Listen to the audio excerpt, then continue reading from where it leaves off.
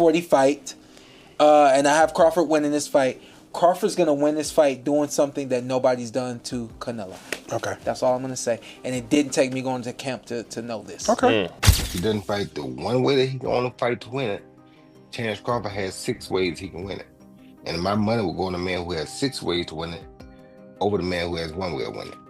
Is that going to be the same version of guy that's going to show up in September? No. I mean, Canelo, he didn't look as fit as he did his last fight. He looked listless. He looked like he didn't care. He didn't have the crowd behind him. Shawn Porter expressed strong confidence that Terence Crawford would defeat Canelo Alvarez. He believes Crawford's training is on another level and that he will approach the fight with a strategy and execution never before seen against Canelo. Porter predicts that Crawford's speed, precision, and discipline will overwhelm Alvarez, making this historic performance one that could stand out as among the most dominant victories in boxing history. Makes sense, though. If Crawford's going to win this fight, he'll surprise people in the fashion he does it in. Because a lot of people picking Crawford, they think foot speed and turn Canelo all night. And I'm like, nah, he's born victor? No, it's just he's definitely a lot better than the guys of the last couple years who have tried to beat Canelo that way, Billy Joe, Caleb.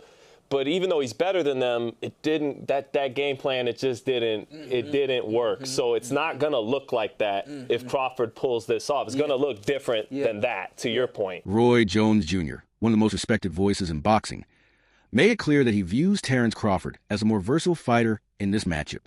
In Jones's opinion, Crawford possesses 6 different paths to victory, each rooted in his adaptability, ring IQ, and ability to make in-fight adjustments. By contrast, Jones believes Canelo Alvarez has only one clear way to win, applying relentless pressure and landing his signature power shots. He emphasized that if Canelo fails to bring his absolute best on fight night, Crawford's tactical variety will overwhelm him. The Hall of Famer leaned toward Crawford in his prediction, explaining that versatility often decides elite matchups, especially when the skill gap is narrow but the strategic gap is wide. He can fight. He does have a chance, and I think he could be victorious.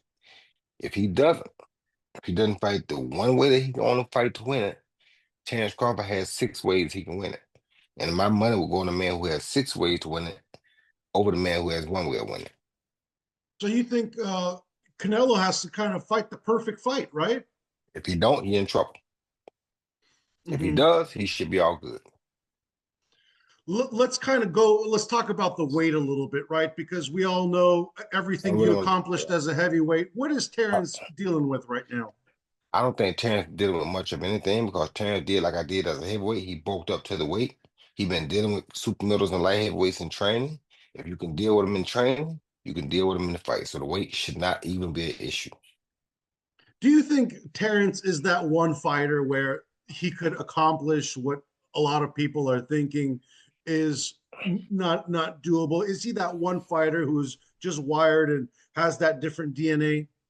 He is, and not only to mention is he the guy that can, he's already done it. How many 2 or 3 division undisputed champions have we ever had besides Usyk is a 2 division undisputed champ? This dude is a 3 division undisputed champ already, and if he wins this, he'll be a 4 division undisputed champ. We may never see that again.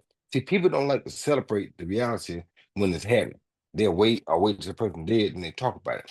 This man is the only 3 division undisputed champion that boxing has ever had. And we're asking, are we wondering, can he step up to a task? Really? Do you know who we're talking about? Comedian and fight enthusiast Aries Spears offered historical perspective on the matchup, referencing decades of boxing history where top Mexican legends faced elite African-American fighters. According to Spears, in many of these high-profile encounters, the black fighters often emerge victorious. He highlighted the blend of slick defensive skills, counterpunching precision, and adaptability that has historically troubled aggressive, forward-pressing Mexican fighters. While Spears acknowledged that Canelo is among the most complete and battle-tested champions of his era, he framed this fight as another chapter in a long lineage of culturally and stylistically contrasting matchups where speed, defense, and ringcraft have frequently held the edge. You take a top-notch Hispanic fighter, put him against the top-notch black fighter, the black dude usually edges him out. And I'm not trying to be disrespectful to the Latino fighters, because look at the greats. De La Hoya, motherfucking Roberto Duran, Arguello, Felix Trinidad, what's my man's name? Chavez. So there have been legends